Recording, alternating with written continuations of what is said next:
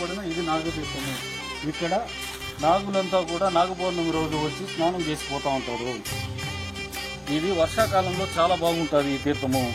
ఈ తీర్థానికి మీరు ఇలానే వచ్చారంటే కోనేటితో స్నానం చేసి ఇలానే వచ్చి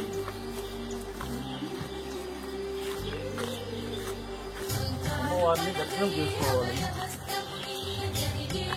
ఇక్కడ అమ్మవారు వివిధ రూపంలో ఉన్న అమ్మవారిని చూడవచ్చు. ఇక్కడ ఒక చెట్టు చిలవైనది మీరు చూడవచ్చు.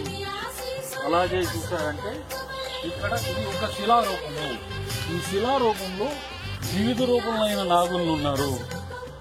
ఇటువంటి చెక్కడం ఎక్కడా లేదు ప్రపంచంలోని. అతి గొప్పదైంది మన శేషజల పర్వతాల్లో ఉన్నాయి. మీరు వచ్చి దర్శన భాగ్యం చేసుకోవచ్చు.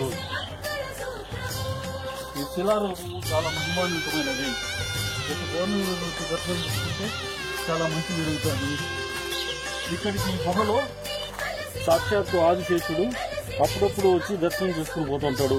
ఈ బిల మార్గము ఇది. ఇందులో నుంచి ఆదిశేషుడు ఇలాగా ఇందులోంచి ఈ బిల మార్గంలోంచి ఆదిశేషుడు ఇలాగ వచ్చి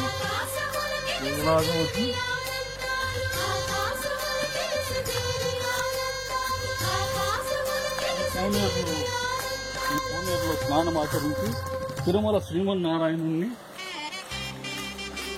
దర్శించుకొని వెళ్తుంటారు. అది ప్రాతకాలంలో మాకు పొద్దున 3 గంటలకు జరుగుతుంది. ఇక్కడ చెట్లు ప్రతిదీ ఒకటి శిలారూపంలో ఉన్న ఆదిశేషుని రూపంలో కొని ఉంటాయి. ఈ తీర్థానికి నేను ఉమాపతి ఈరోజు దర్శనానికి వచ్చి మీకు అందరం తెలియజేస్తున్నాము.